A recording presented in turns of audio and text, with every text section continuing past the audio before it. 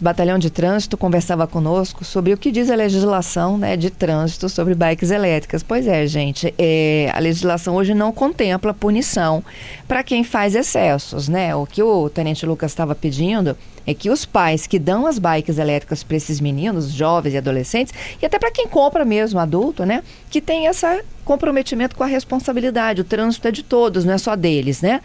Só que tem um alerta muito importante que eu vou fazer agora com a ajuda do meu outro convidado, Dr. Guilherme Bade, que ele é neurocirurgião, de que tem muita ocorrência chegando em clínicas, em hospitais. Não é isso, doutor Guilherme? Bom dia, hein? Bom dia, tudo bem? Cumprimentando aqui também os ouvintes. Sim, isso tudo é realidade já pra gente, né? E que bom que vocês estão abordando esse tema aqui, que é altamente relevante para a sociedade. E vamos discutir a partir de agora os temas de interesse de vocês. Então, né, há uma orientação para o uso do capacete, mas não há uma obrigatoriedade, como tem para o ciclomotor, para a motocicleta em si. Então vai muito da conscientização do piloto, né? Justo. Eu costumo enfatizar que não bastam apenas os equipamentos de segurança. O capacete, principalmente, a própria luva tem, que pode proteger as mãos, mas, acima de tudo, assim como o Tenente Lucas também comentou, a questão da consciência. Então, eu enfatizo não só o uso de mecanismos de segurança eficazes, mas, acima de tudo, um comportamento de segurança, um comportamento seguro. Isso, sim, é muito mais importante na prevenção de acidentes. Eu faço um paralelo, por exemplo, com o uso de cinto de segurança. Ele é absolutamente importante e pode nos poupar de lesões graves. Mas você prevenir o acidente, sem dúvida, é a medida de maior eficácia. O que vocês vêm recebendo nos hospitais? Pois bem, então, o que a gente tem observado é que, até então, os acidentes com bicicletas convencionais, por ter uma velocidade menor, tá? Portanto, a energia cinética dos acidentes que a gente tem visto com bikes elétricas é muito maior. Vamos dar um exemplo? Citaram que a bicicleta elétrica ela chega aí na limitação de fábrica a 32 km por hora. Isso. Uma colisão a 32 km por hora, a gente calcula mais ou menos a energia cinética dela, dá uma queda de 4 metros. Você imagina a pessoa cair numa queda de 4 metros. E isso pode ser ainda potencializado se ele bate em outro veículo e anda também em movimento. Em movimento, somando-se as velocidades. Então a gente está falando de energias cinéticas muito mais altas. Então o que a gente tem visto? A gente tem visto uma ocorrência muito maior na minha área de neurocirurgia. Fraturas de crânio muito mais frequentes, hemorragias intracranianas, pacientes ficando, na melhor das hipóteses, de observação na UTI. Se for um caso de menor gravidade, dá para ser manejado de maneira conservadora, mas a gente já tem também operado pacientes com lesões mais graves no crânio, que podem, sim, no cérebro, por consequência, que podem deixar sequelas importantes. Além disso, nós também atendemos esses pacientes vítimas de traumatismo raquimedular, ou seja, lesões na coluna, onde aí também o potencial de lesões graves é enorme, com índice aí de sequelas e após o acidente também bastante elevado. Sem falar em perna e braço, né? Quebrados. Exato. Isso aí eu falei só da minha área, mas com certeza os colegas ortopedistas também já relatam um aumento exponencial do índice de fraturas, de lesões ligamentares, articulares, aí, talvez até maior do que a minha área, né, por ordem de prevalência, mas que também tem chamado bastante atenção. E reforço, muitos se deve também por causa da energia cinética, que é muito maior. Por isso que a atenção também do ciclista na bike elétrica também tem que ser muito maior do que na convencional. E as vítimas são os próprios pilotos da bike ou são as pessoas que estão dividindo o trânsito com eles? Pois bem, excelente pergunta. A gente observa que nos acidentes não apenas os ciclistas são afetados, mas muitos pedestres também são atingidos, não é? E também sofrem o mesmo tipo de consequência. Muitas vezes a gente observa faixa etária um pouco mais baixa, esse tipo de acidente de ciclistas de bike elétrica realmente é uma faixa etária entre 15 a 30 anos de idade, tá?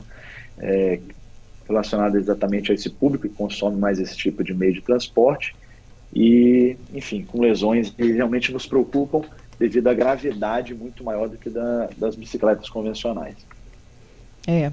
Os ouvintes que já começam aqui a compartilhar conosco experiências, o Paulo é um deles, né? Diz, olha, tenho muita dificuldade de me locomover agora por conta da presença de bikes no calçadão. Quase já fui atropelado por uma delas.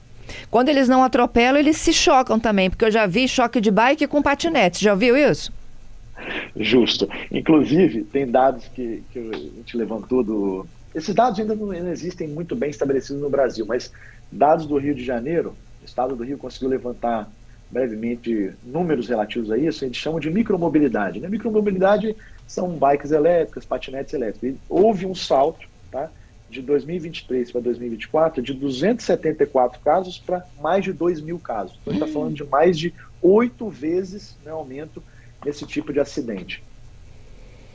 Tem um outro aqui também no YouTube nosso, José Maria, dizendo o seguinte, olha, estava passando pela passarela das 5 Pontes e olha o que aconteceu, era tanto ciclomotor, e aí não só bike, né, ele está se referindo ao ciclomotor, que eu tive que ir para um cantinho para não ser engolido.